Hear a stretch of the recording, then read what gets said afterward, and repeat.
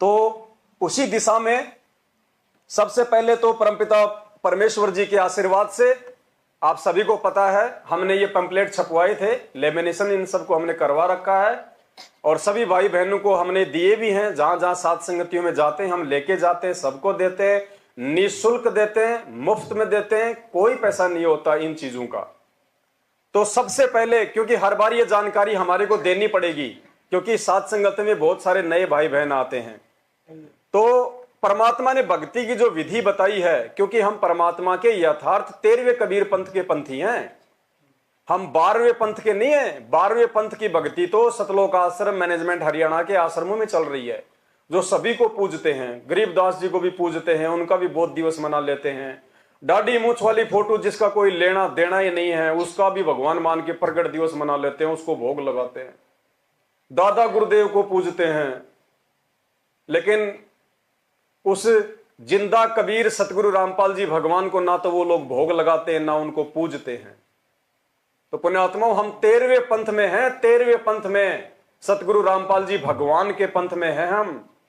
यानी 12वां पंथ गरीबदास जी के द्वारा जो चलाया जाएगा उसमें मेरी महिमा का कुछ कुछ उजियारा सा होगा, क्लियर नहीं होगा। और 13वें वंश मिटे सकल अंधियारा। बोल सतगुरुदेव की जय।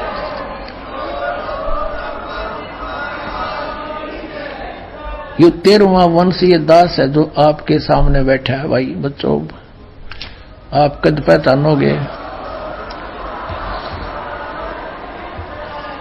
तो इस पंथ की भक्ति की शुरुआत जो परमात्मा ने बताई, कबीर सागर का सरलार्थ पेज नंबर 292 है शायद, जिसके पास है तो देख लेना। उसमें परमात्मा ने स्पष्ट लिखा हुआ है कि सबसे पहले सुबह उठते ही एक भगत ने मंगलाचरण और मंगलाचरण के बाद में 8 वाणियां बोलनी है। 8 वाणियां। समर्थ साहिब रत्न उजागर, सत्य पुरुष मेरे सुख के सागर, जूनी संकट मेटो गुसाई, चरण कमल की मैं बलि जाही, भाव भक्ति दीजो परवाना, साधु संगति पूर्ण पद ज्ञाना, जन्म कर्म मेटो दुख दुंदा, सुख सागर में आनंद कंदा, निर्मल नूर जहूर जुहारम, चंद्र गता देखो दीदारम, तुम हो बंकापुर के वासी, सतगुरु काटो यम की फांसी, मेहरबान हो साहिब मेरा, गगन मंडल में दीजो डेरा, चकवे चिदानंद अविनाशी, रिद्धि सिद्धि दाता सब गुण राशि, पिंड प्राण जिन दीने दाना, गरीब दास जाकू कुर्बाना, पिंड प्राण जिन दीने दाना, गरीब दास जाकू। गुरुदेव ने बताया कि यह परमात्मा की महिमा का विशेष शब्द है। इस शब्द को जब सुबह उठते ही मंगलाचरण के बाद में हम जब गाएंगे, चाहे दरबार साहिब में बैठ के या खड़े होके, चाहे अपने बिस्तर पे बैठे बैठे, जैसे भी, तो मालिक ने बताया कि ये उनकी महिमा की विशेष वाणियां हैं, विशेष शब्द हैं। इनका उच्चारण करने से परमात्मा हम पे प्रसन्न होंगे और मोक्ष के लिए जो चीज एक भगत को चाहिए वो सारी चीजें इस 8 वाणियों में हैं। तो सबसे पहले उठते ही भगवान से मांगेंगे हम ये चीजें, तो भगवान देगा हमारे को। जो रोज मांगेंगे तो देगा परमात्मा, कभी न कभी सुनेगा। मालिक क्या कहते हैं? राम नाम रटते रहो जब लग घट में प्राण, और कभू तो दीन दयाल के भिनक पड़ेगी कान। अगर हम रोज परमात्मा से उठते ही प्रार्थना करेंगे, उनकी महिमा करेंगे, मोक्ष प्राप्ति के लिए हमें जो चीजें चाहिए, जैसा हमारे को बनना है, उन चीजों की जब हम परमात्मा से प्रार्थना करेंगे इन 8 वाणियों के माध्यम से, पुण्यात्माओं, कभी न कभी तो परमात्मा तक हमारी पुकार जाएगी ही जाएगी। और जिस दिन परमेश्वर ने हमारी पुकार सुन ली तो हमारा तो सीधा सीधा बेड़ा पार हो जाएगा। तो ये मालिक की विशेष महिमात्मक वाणियां हैं कि समर्थ साहिब रत्न उजागर, सत्य पुरुष मेरे सुख के सागर। कि हे परमपिता परमेश्वर, हे समर्थ मालिक, हे रत्न उजागर, रत्नों की खान, सत्य पुरुष मेरे सुख के सागर। हे सच्चे परमात्मा, अविनाशी परमात्मा, मेरे सुख के सागर, जूनी संकट मेटो गुसाई। हे परमेश्वर, मेरा ये जन्म मरण का रोग समाप्त कीजिए परमात्मा, जो असंख्य युगों से मैं जन्मता और मरता हुआ आ रहा हूं। चरण कमल की मैं बलि जाही, मैं आपके चरण कमल में बलिहारी जाऊं परमात्मा। मैं आपसे रोज प्रार्थना करता हूं परमेश्वर, करती हूं परमात्मा, आप मेरा ये जूनी संकट मेटो, मेरा ये जन्म मरण का रोग मेरा समाप्त करो। भाव भक्ति दीजो परवाना, साधु संगति पूर्ण पद ज्ञाना। भाव भक्ति, क्योंकि भक्ति बिना भाव के नहीं हो सकती, बिना भाव के भक्ति नहीं हो सकती। और भाव कब बनेंगे? जब हमें अपने सतगुरु की पहचान होगी कि ये मेरे सतगुरुदेव जी कौन हैं। एक आम व्यक्ति हैं, आम संत हैं, आम गुरुजी हैं, या खुद ही एक कबीर परमात्मा है, समर्थ साहेब हैं। भाव भक्ति दीजो परवाना, परवाना माने सतलोक जाने के लिए वो मंत्र, वो नाम, वो पान परवाना। साधु संगति पूर्ण पद ज्ञाना। हे परमेश्वर, आप हमें अच्छे अच्छे भक्तों की साध संगति से जोड़िए। साधु संगति पूर्ण पद ज्ञाना, ताकि हमारे को ज्ञान आधार से दृढ़ता मिले, उस पूर्ण पद की, उस शाश्वत स्थान की हमारे को जानकारी हो, वहां जाने में हमारी रुचि बने, हमारी लगन बने। परमात्मा हमें साध संगति से जोड़िए। देखो पुण्यात्मा, एक तो भगवान का आदेश कि सुबह उठते ही मंगलाचरण और ये 8 वाणियां बोल ली हैं, और इन 8 वाणियों में हम साध संगति भी मांग रहे हैं परमात्मा से कि परमात्मा हमें साध संगति से जोड़ना, अच्छे भक्तों की संगति से जोड़ना, साधु संगति। और देखो परमात्मा ने तो हमारे को पहले से ही जोड़ दिया। ये तो हमें साध संगति में आने के बाद मालूम पड़ा कि हमने ये वाणियां बोलनी है। परमात्मा इतने दयालु आप और हमारे ऊपर कि भगवान ने हमारे को पहले ही साध संगति से जोड़ दिया। साध मिले साड़ी साधी होंदी। साध यानी साधु संत, ये भक्त। आप साध हो, साधु माने जो साधना कर रहा है, और साधु सोए जो सीधा चाल है, यानी जो और लोग दिखावा बकवाद नहीं करता, शराब मांस तंबाकू नहीं पीता, और मेकअप वगैरह शरीर के वापस जरूरत नहीं। कहते पति भरता भावानी चोम चटक श्रृंगार। जो पति भरता यानी जिसने केवल अपने पति से ही लगा हुआ है, फिर उसने बकवाद करने की क्या आवश्यकता है? परमात्मा कहते हैं, कहे कबीर और सब दुखिया, एक संत सुखी मन जीती हो। संत कोई, संत माने संत सोए जो सीधा चले, सत भक्ति करे, सच्चा नाम जाप करे, वो सारे साधु और संत होते। साध संगत उन्हीं को कहते। तो जो भक्त सच्चा नाम लेके और मेरी शरण में आ जाएगा, और इस मन पापी ने रोक ले, यहाँ की बकवादों की इच्छा ना करे, वो ही सुखी होगा। और साध संगति हरि भक्ति बिन कोई न उतरे पार। साध संगत हरि भक्ति बिन कोई न उतरे पार। निर्मल आदि अनादि है गंदा सब संसार। जो परमात्मा की भक्ति पर नहीं लगे हुए, कहते हैं वो पार नहीं हो सकते, वो यही काल के जाल में रह जाएंगे। भाव भक्ति दीजो परवाना, साधु संगति पूर्ण पद ज्ञाना। जन्म कर्म मेटो दुख धुंदा, सुख सागर में आनंद कंदा। जन्म और कर्म, अब जब तक हम ये जन्मते मरते रहेंगे तो ये कर्म भी हमारे लगे रहेंगे, और इन कर्मों के कारण एक लेवा एक देवादूतम, कोई किसी का पिता नहीं पूतम। ऋण संबंध जुड़ा सब नाता, अंत समय सब 12 बाटा। क्योंकि जन्म लेंगे तो हमारे एक कर्म लगेंगे, निश्चित है, और कर्मों से फिर हमारी आगे की योनियां होती हैं प्रारंभ। तो हम परमात्मा से रोज सुबह सुबह ये प्रार्थना करें कि हे परमेश्वर, जन्म कर्म मेटो दुख धुंदा। ये जन्म और ये कर्म के कारण जो हमारे ऊपर जो आपत्ति आती है, दुख आते हैं, विपत्तियां आती हैं, परमेश्वर इनका निवारण करो। सुख सागर में आनंद कंदा, और हमारे को सुख सागर में बैठा दो परमात्मा, सतलोक में बैठा दो। निर्मल नूर जहूर जुहारम, चंद्र गता देखो दीदारम। फिर वहां जाके हम सतलोक में वो नजारे देखेंगे।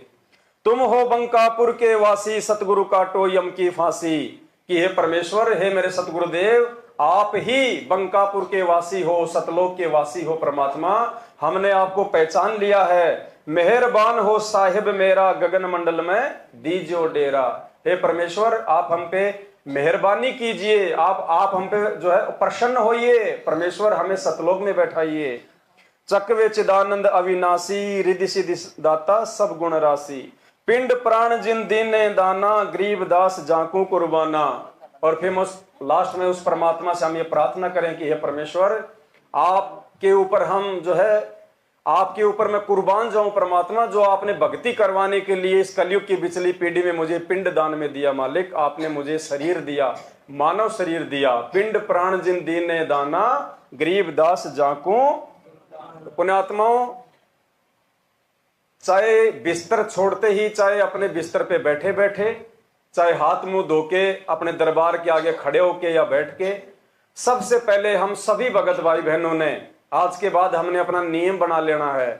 अगर याद नहीं है तो कोई बात नहीं है, आप सबको ये पंपलेट दिया जाएगा, मुफ्त में दिया जाएगा, सब लेके जाना, आप अपने दरबार में रख देना। सुबह उठते ही सबसे पहले मंगलाचरण और उसके बाद ये 8 वाणियां हम सभी भाई बहनों ने नित्य प्रतिदिन परमात्मा के सामने खड़े होके बैठ के बोलनी है, उनसे अरदास करनी है।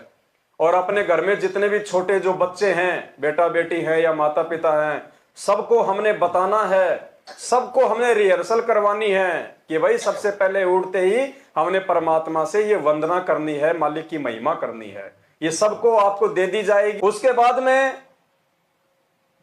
परमात्मा ने एक और बनवाया है पैम्पलेट, क्योंकि आज सतगुरु रामपाल जी भगवान की जो संगत है, 90% संगत को, 90% संगत को 28 वर्ष हो चुके हैं, दंडवत प्रणाम करने की सही विधि का ज्ञान नहीं है। 90% संगत दंडवत प्रणाम सही विधि से नहीं करती है, उनको पता ही नहीं है कि दंडवत प्रणाम कैसे किया जाता है। और जब तक हम परमेश्वर के बताए अनुसार अष्ट अंग से दंडवत प्रणाम नहीं करेंगे, 8 अंगों सहित दंडवत प्रणाम नहीं करेंगे, अष्टांग दंडवत प्रणाम नहीं करेंगे विधि से, तब तक परमात्मा हमारे को कैसे आधीनी देगा। क्योंकि दंडवत प्रणाम करने से आधीनी आती है, अहंकार दूर होता है। तो आज संगत में बात बात पे लड़ाई झगड़े, एक दूसरे की मार पिटाई तक कर देते हैं ये बड़े बड़े लोग, कोऑर्डिनेटर लोग, आपने तो देखे होंगे वीडियो। क्योंकि उनके अंदर आधीनी नहीं आई, भले उनको सारे नाम मिल गए, सार नाम तक मिल गया, सार शब्द भी उन्होंने ले लिया, लेकिन अभी तक उनके अंदर वो आधीनी नहीं आ पाई। क्यों नहीं आ पाई? क्योंकि उनको दंडवत प्रणाम करने की विधि का नहीं पता। अभी तक वो लोग दंडवत प्रणाम करना ही नहीं सीखे अपने पूज्य गुरुदेव को, उनके द्वारा बताई गई विधि अनुसार। तो दंडवत प्रणाम करने की सही विधि परमात्मा ने इस पैम्पलेट में बनवाई है। A4 साइज का पैम्पलेट है, लेमिनेशन किया हुआ है, सभी भाई बहनों को दे दिया जाएगा। और इस पे जो लिखा हुआ है, दास आपको थोड़ा सा एक बार बोल के बता देता है, फिर दास आप सभी भगत भाई बहनों को दंडवत प्रणाम जो है करके भी दिखाएगा, ताकि हम सही विधि से परमेश्वर को दंडवत प्रणाम करें। क्योंकि ये हमारी 5 यज्ञ में से एक यज्ञ है, और यदि एक यज्ञ भी हमारी सही तरीके से नहीं होगी, अगर गाड़ी का एक पहिया भी पंचर हो गया तो गाड़ी सही तरीके से नहीं चल पाएगी। पुण्यात्मा देखो परमात्मा की रजा आपके ऊपर कैसी है। थोड़ी सी गर्मी होती है, परमात्मा बच्चा अपनी प्यारी आत्माओं के अमृत बरसा देते हैं, ठंड सी कर देते हैं कि ताकि ये बच्चे परमात्मा की मेरी महिमा को सुन लें। यदि अच्छी ठंड कर दी तो तुम सारे लटके लेने लग जाओगे, न पड़े बैठे बैठे सोओगे।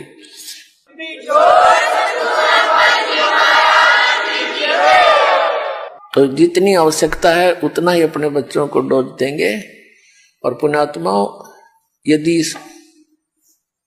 जिसमें पूरा विश्व इस सत भक्ति को स्वीकार करके और अपने अपने घरों में ये 5 यज्ञ किया करेगा, फिर देखना सतयुग में ऐसा होता था, इतने पुण्यकर्मी प्राणी होते थे, यदि कोई 10 व्यक्ति बैठकर और चर्चा कर देते थे कि भगवान वर्षा नहीं हुई, आपके बच्चे दुखी हो गए, उसी समय परमात्मा वर्षा कर देते थे। यानी कोई अभाव सतयुग में नहीं होता था। पिता से पहले पुत्र नहीं मरता था, स्त्री विधवा नहीं होती थी। अब पुण्यात्माओं, जब हमारे कर्म सुधर जाएंगे और जो हम कर्म कर रहे हैं सत भक्ति ये पूरा विश्व करेगा, तो सब वही सतयुग जैसा ही एक बार फिर से वातावरण होगा। तो अब हमने कोई गफलत नहीं करनी है। अब हमने हर प्रकार से भक्ति मार्ग पे आंखें खोल के चलना है, देखा देखी में नहीं चलना है। हमने भगतों को प्रसन्न नहीं करना, हमने परमात्मा प्रसन्न करना है। अष्टांग दंडवत, आठों अंग सहित दंडवत प्रणाम करने की सही विधि। अब आठों अंग कौन कौन से हैं? जिन आठों अंगों को हमने जमीन पे स्पर्श करते हुए दंडवत प्रणाम करना है।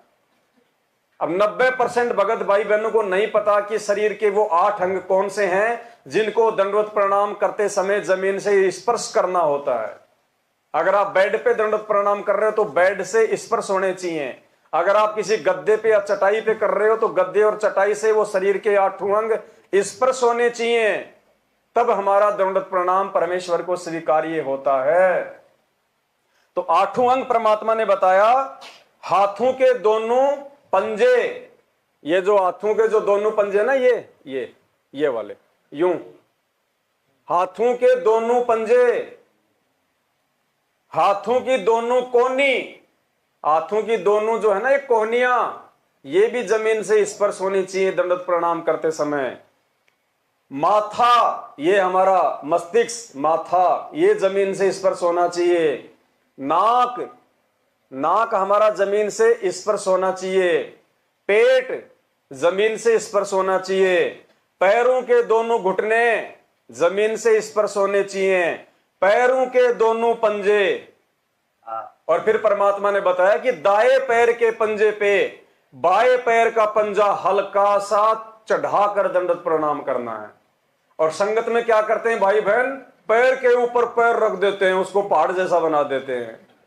मालिक ने बताया पैर के ऊपर पैर नहीं रखना, पंजे के ऊपर हल्का सा पंजा रखना है, यूं हल्का सा। तो ये 8 अंग हो गए। इन 8 अंगों सहित हमने अपने पूज्य गुरुदेव भगवान को दंडवत प्रणाम करना है। और वो कैसे किया जाता है, उसकी क्या विधि है, परमात्मा ने बताया कि सबसे पहले दंडवत प्रणाम करते समय सबसे पहले आप अपने घुटने टेक के जमीन पे बैठिए। कैसे? दास आपको थोड़ी सी विधि जो है वो करके बताएगा, ताकि जो जो भाई बहन वीडियो देखेंगे सभी जान जाएं उस चीज को, और दंडवत प्रणाम करते समय हमसे कोई भी त्रुटि ना हो। तो पुण्यात्माओं, हमें परमात्मा ने बताया कि सबसे पहले जब हम अपने गुरुदेव को हम दंडवत प्रणाम करें तो सबसे पहले तो हमने इस पोजीशन में हमारा जो दरबार साहिब है, जहां भी हमने अपने घर पे जो लगा रखा होता है, दरबार साहिब के सामने हमने इस प्रकार से बैठ जाना है, यूं हाथ जोड़ के परमात्मा को यूं। और उसके बाद में परमेश्वर ने बताया कि सबसे पहले आपको जो भी मंत्र प्राप्त है, प्रथम मंत्र, सतनाम, सारनाम, जो भी आपको मंत्र प्राप्त है, सबसे पहले यदि आपको प्रथम मंत्र प्राप्त है तो आप कम से कम एक जो प्रथम मंत्र का है आप उसका जाप करो, पहले बोल के या फिर अपने मन ही मन में एक मंत्र केवल। और यदि आपको सतनाम प्राप्त है तो आपने सतनाम का जाप करना है। अगर आपको सारनाम प्राप्त है तो आपको सारनाम का जाप करना है। यानी जो भी आपको बड़ा मंत्र प्राप्त है वो मंत्र आपने दंडवत प्रणाम करते समय 1 या 2 मंत्र आपने उसके जाप करने हैं। और वो मंत्र जाप करने के बाद में फिर आपने अपने पूज्य गुरुदेव जी के दर्शन करने हैं। अगर सामने यदि साक्षात है गुरुदेव आश्रम में या कहीं भी, तो हमने सबसे पहले अपने गुरुदेव के दर्शन करने हैं। यदि हम अपने घर पे दंडवत कर रहे हैं तो हमने अपने गुरुदेव की छवि के दर्शन करने हैं, हमने उनकी फोटो के दर्शन करने हैं, बिल्कुल आराम से यूं। और उसके बाद में फिर हमने ये शरीर के जो 8 जो हैं ये हमारे अंग, हाथों के दोनों पंजे, हाथों की दोनों कोहनी, माथा, नाक, छाती, पेट और ये पैरों के दोनों घुटने, और दाएं पैर के पंजे पे बाएं पैर का हल्का सा जो है वो पंजा। फिर हमने अपने गुरुदेव को दंडवत प्रणाम करना, सीधा लंबा लेट के डंडे की तरह। मालिक ने लिखा हुआ है, जैसे आपको दास अभी करके बताएगा।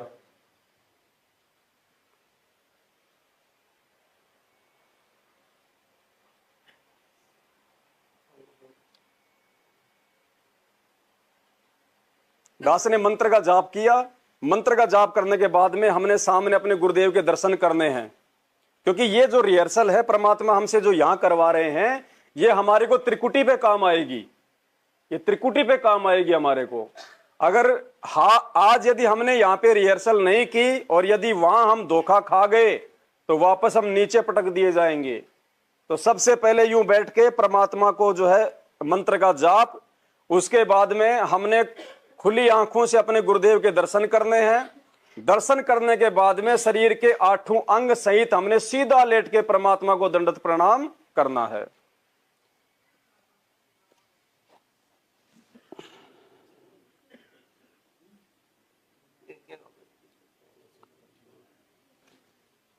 ये हमारे हाथों के दोनों ये पंजे हो गए, ये वाले, ये हमारी जो है ये कोनी हो गई, और ये हमारा माथा हो गया, ये नाक हो गया, छाती हो गई, पेट हो गया, पैरों के दोनों जो है घुटने हो गए, और फिर ये दाएं पैर के पंजे पे, ये हमारा दाया पैर है, राइट वाला हमारा पैर है दाया, इसके ऊपर ये लेफ्ट वाला बाया वाला, इसका हल्का सा जो है ये पंजा यूं चढ़ा के, यूं नहीं करना हमने। बहुत सारे भाई बहन यूं करते हैं, यूं, ये गलत है, ये विधि सही नहीं है। परमात्मा ने लिखा हुआ और परमात्मा ने बोला हुआ है, केवल दाएं पैर के पंजे पे बाएं पैर का हल्का सा पंजा यूं रख के।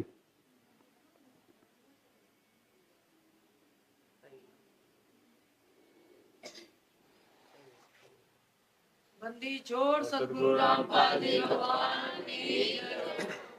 और सबसे बड़ी बात, दंडवत प्रणाम तो हमने कर लिया परमात्मा को 8 अंग सहित, लेकिन दंडवत प्रणाम करते समय एक विशेष बात का और ध्यान रखना है। हमने किसी भी प्रकार की कोई डिमांड अपने गुरुदेव से दंडवत प्रणाम करते समय नहीं करनी है, सिवाय भक्ति और मोक्ष के। कोई भी सांसारिक वस्तु की इच्छा नहीं करनी, बेटा बेटी की, धन दौलत, मकान जायदाद, व्यापार नौकरी धंधा, कुछ नहीं। निष्काम भाव से, मालिक कहते हैं जब तक भक्ति सकामना मतलब जब तक आपके मन में कोई कामना है, कोई इच्छा है, कोई डिमांड है, जब तक भक्ति सकामना तब लग निष्फल सेव। निष्फल यानी बेकार, सेव मानी आपकी पूजा भक्ति। अगर आप अपने मन में कोई इच्छा पाल के यदि परमात्मा की भक्ति कर रहे हैं, क्योंकि ये दंडवत प्रणाम भी तो परमात्मा की भक्ति का एक अंग है। अगर आप मन में कोई डिमांड या इच्छा लेके परमात्मा को दंडवत कर रहे हैं, आप उनकी भक्ति कर रहे हैं, तो परमेश्वर कहते हैं जब लग भक्ति सकामना तब लग निष्फल सेव।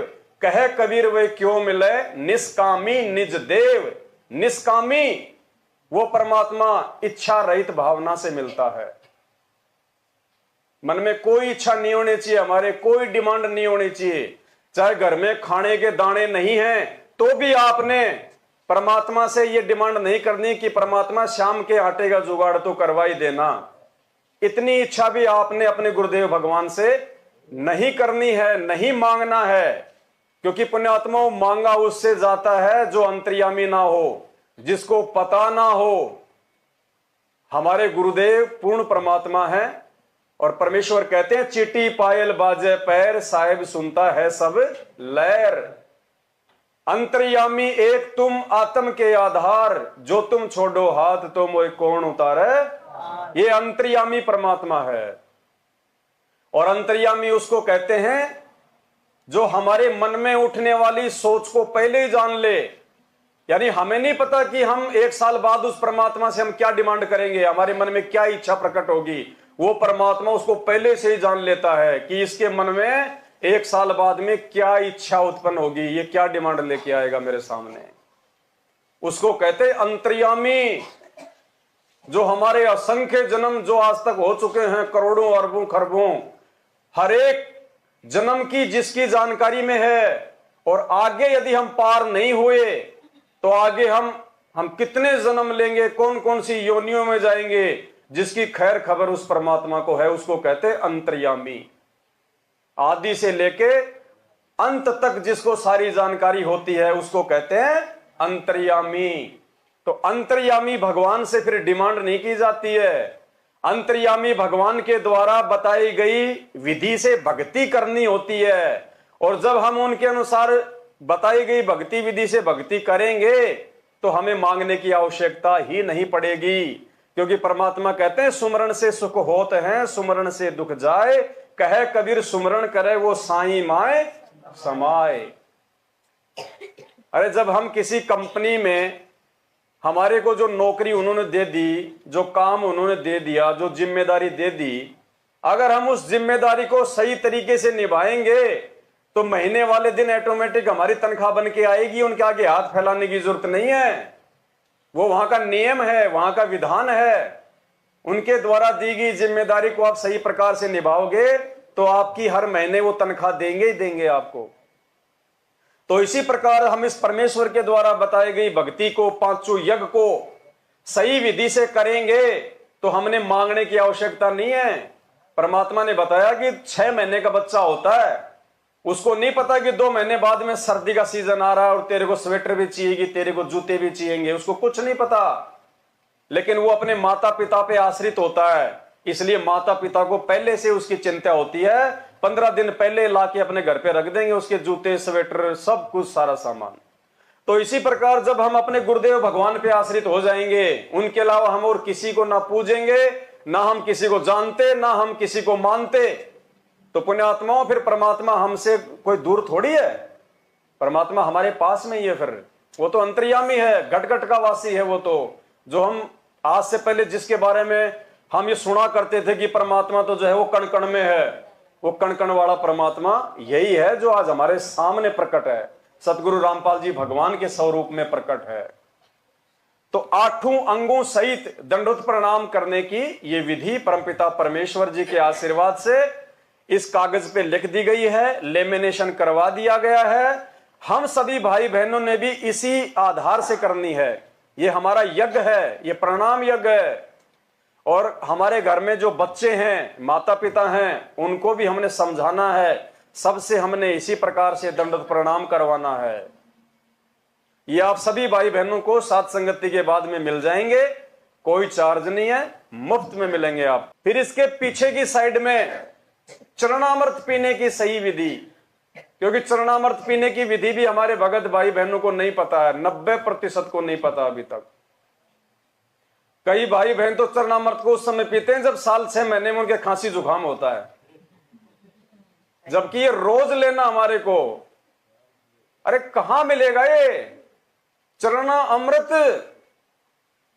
अरे समुद्र मंथन हुआ था, राक्षस और देवता लड़ मरे थे यहां के नकली अमृत के ऊपर, और ये पूर्ण परमात्मा हमें चरणामृत दे रहा है। पुण्यात्मा, इसका तो वारन पार नहीं है। और इसको भी लेने में हम लोग जो है वो कंजूसाई कर रहे हैं। अरे अगर ये पैसों में मिलता, 1-2 लाख रुपए का एक टपका मिलता, पहली बात तो इसका टपका तो 21 ब्रह्मांड में मतलब सुलभ ही नहीं है। आप कोई भी जब तब साधना कर लो, इस सतगुरु रामपाल जी भगवान की शरण में आए बिना ये अमृत अति दुर्लभ है, नहीं मिलता। ये ब्रह्मा विष्णु महेश भी रोते तड़पते हैं, काल भगवान भी रोता है सतगुरु रामपाल जी भगवान के चरणों के अमृत के लिए। और आप और हमारे को परमात्मा ने बोतलें भर भर के दे रखी है, फिर भी हमने उनको जो है वो सजा के रखा हुआ है। परमात्मा कहते हैं चरणामृत कदाचित पावे, 84 कटे लोक सिंधावे। चरणामृत हमने रोज पीना है परमात्मा का, रोज। जितना पिएंगे उतना ही हमारा अंतःकरण साफ होगा, हमारा मैल बाहर निकलेगा, हमारे विकारों से हमारे को मुक्ति मिलेगी। रोज पीना है, ये दवा है, आध्यात्मिक दवा। अब ये पिया कैसे जाता है चरणामृत, लिया कैसे जाता है, 90% भाई बहनों को आज तक इसकी जानकारी नहीं है। और ये सात संगतियां भगवान ने इसीलिए रखवाई है पुण्यात्माओं कि हम इन सभी बातों से परिचित हो जाएं, भगत बने। हमारे को देख के फिर बाकी भगत भाई बहन भगत बने। जैसा भगत परमात्मा बनाना चाहता है वैसा हम बने। तो चरणा अमृत कैसे पिया जाता है, इसकी भी एक विधि है, वैसे नहीं काम करता ये। नाम उपदेश के समय आपको चरणामृत से भरी हुई एक सफेद रंग की प्लास्टिक की छोटी बोतल मिलती है। अब हमने क्या करना है, इसकी पूरी विधि आप भाई बहनों को जो है समझानी पड़ेगी। वैसे तो मालिक की दया से इसमें लिखा हुआ है, फिर भी आपको वीडियो के माध्यम से अगर बता देंगे तो ज्यादा अच्छा रहेगा। भगत जी है क्या यहाँ पे अपने चरणामृत की बोतल है छोटी वाली? वो ले आओ, एक कोई गिलास ले आओ और एक कोई खाली बोतल ले आओ, कोई बड़ी बड़ी हो तो। सत्सायु जी, अब देखो हमारे पास में सारी सामग्री आ चुकी है आप भाई बहनों को समझाने के लिए कि पूज्य गुरुदेव सतगुरु रामपाल जी भगवान ने नाम उपदेश के बाद हमें जो चरणामृत दिया है, उस चरणामृत को हमने कैसे सेवन करना है, क्या उसकी विधि है। तो परमेश्वर ने ये चरणामृत की हमारे को बोतल दी नाम उपदेश के बाद में। अब ये चरणामृत है क्या? ये चरणामृत है सतगुरु रामपाल जी भगवान के चरणों के ऊपर से डाला गया सादा पानी। उनके चरणों के ऊपर से डाला गया सादा पानी, जिसको फिर एकत्रित करके और हम सभी भाई बहनों के लिए इन छोटी छोटी बोतलों में पैक कर दिया जाता है। अब ये हमारे को दिया क्यों जाता है? इसके देने का रीजन क्या है? हमारे अंदर आधीनता लाने के लिए, हमारे अंदर विनम्रता लाने के लिए, हमारे अंदर सादापन लाने के लिए, कि यदि कोई भगत होगा, यदि कोई मोक्ष की अधिकारी आत्मा होगी, यदि वास्तव में कोई हंस होगा जिसको भक्ति की प्यास है, जो मान बड़ाई से दूर है, चाहे वो किसी भी जाति से है, किसी भी धर्म से है,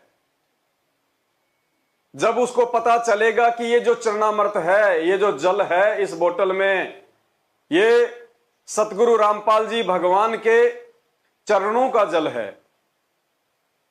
तो जिसको भक्ति की प्यास होगी वो तो इसको पिएगा। और जो अहंकारी होगा, जो काल का जीव होगा, जो अपने आप को सांसारिक तौर पे कोई विशेष जाति और धर्म से संबंधित मानता होगा कि मैं तो ब्राह्मण हूं, मैं तो बनिया हूं, मैं तो यादव हूं, मैं तो श्री कृष्ण जी का वंशज हूं, मैं कैसे, संत रामपाल जी तो एक जाट है हरियाणा के, मैं कैसे एक जाट के चरणों का जल पीऊं, मैं तो जाति और कुल में और धर्म में उनसे श्रेष्ठ हूं। तो पुण्य आत्माओं, वो आत्मा वो काल का है, वो काल का जीव है वो।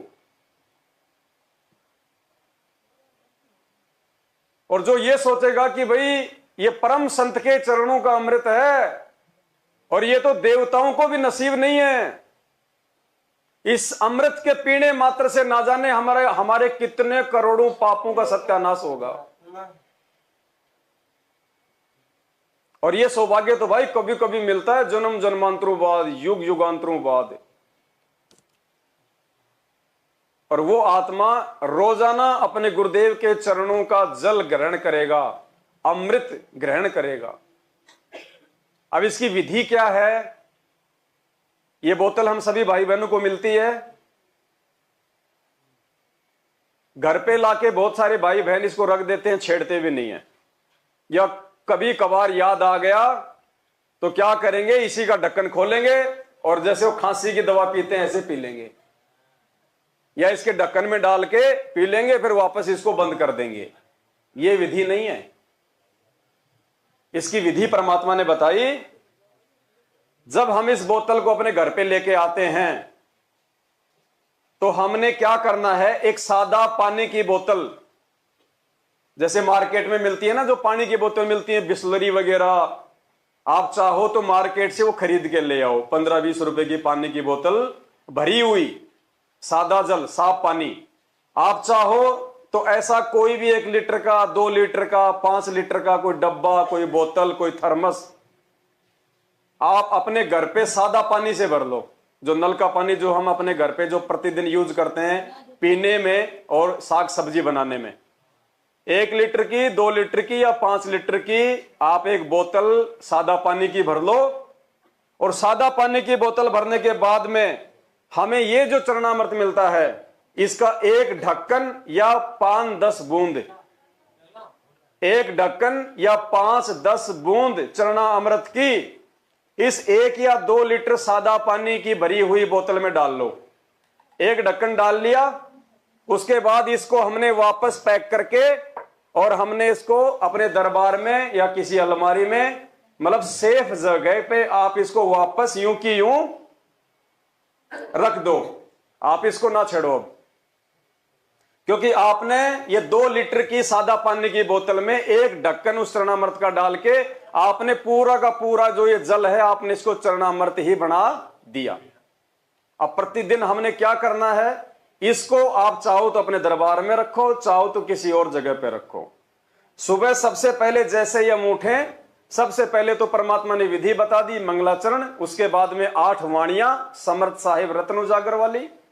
उसके बाद में अगर आपने नित्य नियम करना है तो पहले आप अपना नित्य नियम कर लो। यदि आप नित्य नियम करने से पहले लेना चाहते हैं चरणामृत तो आप चाहे उसको पहले ले लो, कोई दिक्कत नहीं है। लेना कैसे है, फिर आपने क्या करना है, ये गिलास लेना है, कैसा छोटा ले लो बड़ा ले लो जैसी आपकी इच्छा है।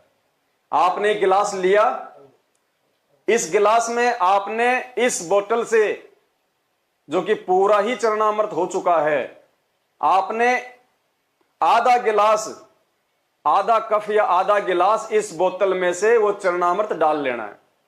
डाल लिया, डालने के बाद में ठीक वैसे ही करना है जैसे हम दंडवत प्रणाम करते हैं। ये चरणामृत हमने इसमें लेके फिर हमने उसी पोजीशन में बैठना है जिस पोजीशन से हम गुरुदेव को 8 अंगों से दंडवत प्रणाम करते हैं। हमने ये चरणामृत अपने हाथ में यूं पकड़ा और उसके बाद में हमने जो भी मंत्र हमें जो मिला हुआ है पूज्य गुरुदेव जी से, प्रथम सतनाम या सारनाम, 1 या 2 मंत्रों का हमने जाप करना है। जाप करने के बाद में हमने दोनों हाथों से पकड़ के, एक हाथ से पकड़ के नहीं पीना हमने, ये फिर इसका अनादर हो जाएगा। दोनों हाथों से यूं का यूं पकड़ के, ऐसे की ऐसे यूं पकड़ के, और हमने इसको होठों के लगा के पीना है, ऊपर से नहीं पीना, ऐसे होठों के लगा के पीना यूं। और इसको 2 बार में नहीं पीना, 4 बार में नहीं पीना, केवल इसको 1 बार में पीना है। आपने जो आधा कप इसमें डाला ना चरणामृत का, उसको केवल 1 बार में आपने पूरा पीना, यूं का यूं। पीने के बाद में आप इसको साइड में रख दो और फिर वो की वो विधि परमात्मा की मंत्र जाप करके 8 अंग से परमात्मा को दंडवत प्रणाम करना। फिर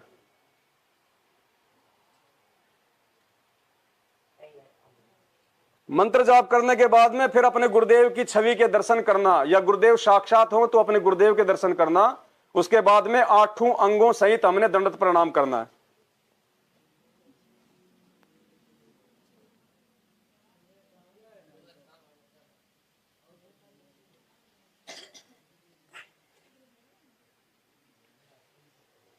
उसके बाद में हमने जो चरणामृत जो पिया था और जो खाली गिलास है, हमने सादा जल, कोई मटके का या कोई भी नल का सादा जल इसमें थोड़ा सा और डालना है, हल्का सा यूं, चरणामृत नहीं डालना दोबारा, सादा जल। और इसको थोड़ा सा हमने इसको यूं हिलाना है, हिला के हमने इसको वापस नीचे बैठ के पीना है।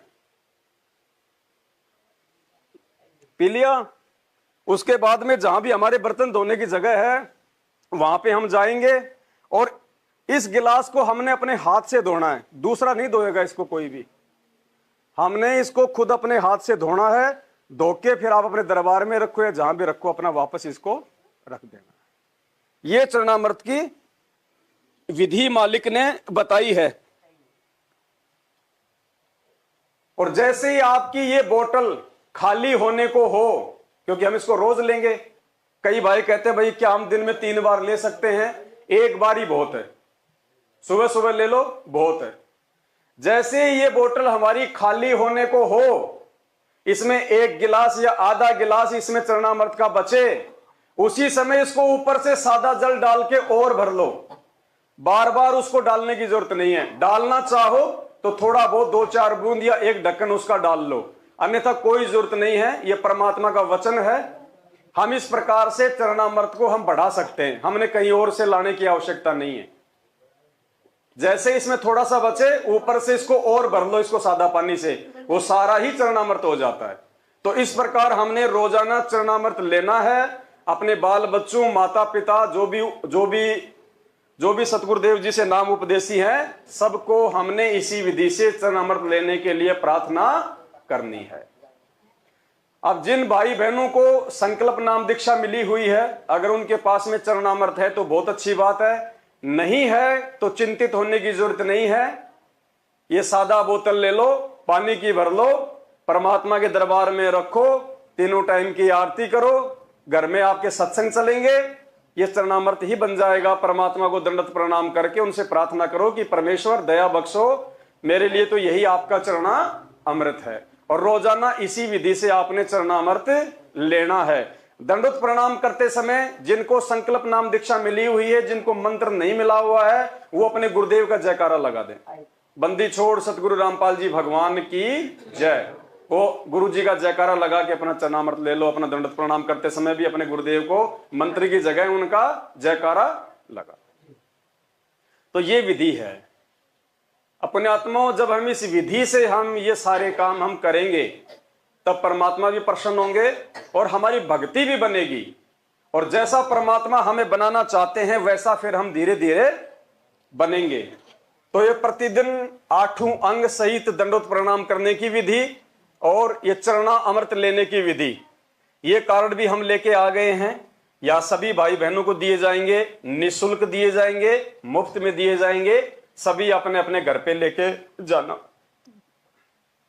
और बाकी भाई बहन जो हमारे संपर्क में आवे, चाहे मैनेजमेंट वाला हो, चाहे साथ संगत से जुड़ा हुआ हो, जो नहीं आ पाया हो, जो वीडियो नहीं देख पाए, उनको भी हमने समझाना है।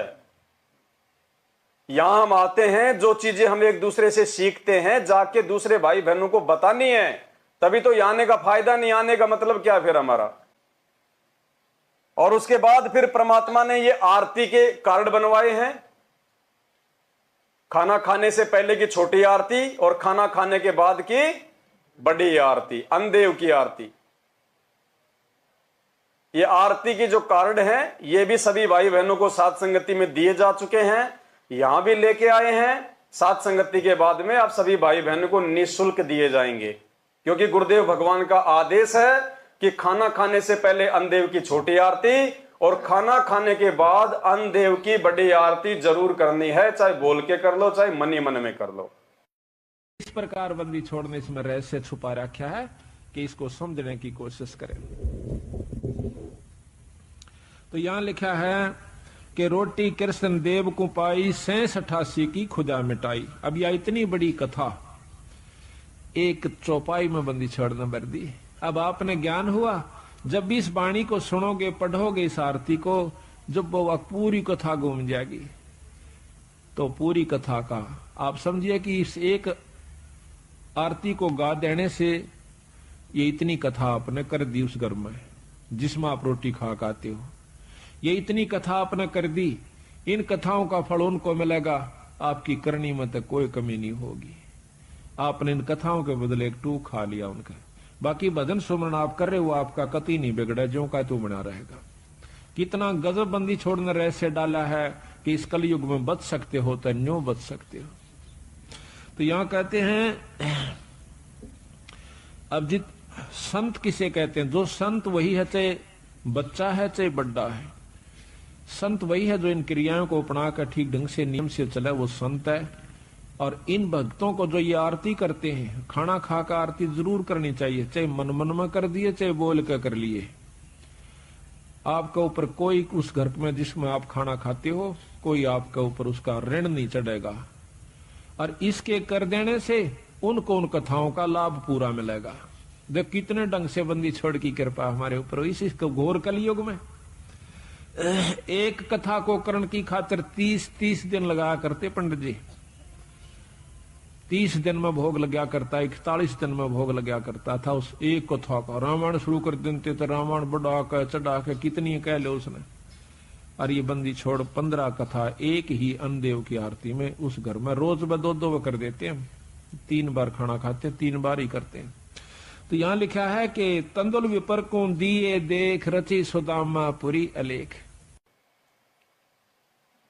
तो इस पे लिखी है, ये आप अपने जेब में रखें सदा, आप अपने किसी बटुए में रखें, और जहां भी खाना खाएं, चाहे अपने घर पे या बाहर, उस समय हमने ये दोनों आरतियां खाना खाने से पहले और खाना खाने के बाद दोनों आरती जरूर करनी है। मालिक का सख्त आदेश है ये, आप और हमारे लिए सख्त आदेश है बाकी कोई करे या ना करे, लोग तो सार नाम लेके भी नहीं करते आज तक, वो उनकी मर्जी है।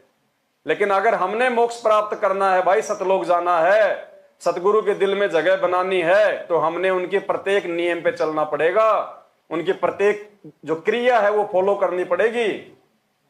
उसके बाद में हमने ठीक इसी साइज में हमने जो है नए वाले मंत्र कार्ड छपवा रखे हैं। मंत्र कार्ड भी हम लेके आए हैं यहाँ पे। मंत्र कार्ड भी सात संगति के बाद में सभी भाई बहनों को निःशुल्क दिए जाएंगे। तो ये तो बात थी परमात्मा की थोड़ी सी भक्ति विधि की। जैसे जैसे हमें परमात्मा प्रेरणा करेंगे और जैसे जैसे हमें इन चीजों के बारे में पता चलेगा सत्संगों के माध्यम से, वैसे वैसे सात संगतियों के माध्यम से आप सभी भाई बहनों तक हम ये सूचना पहुंचाते रहेंगे।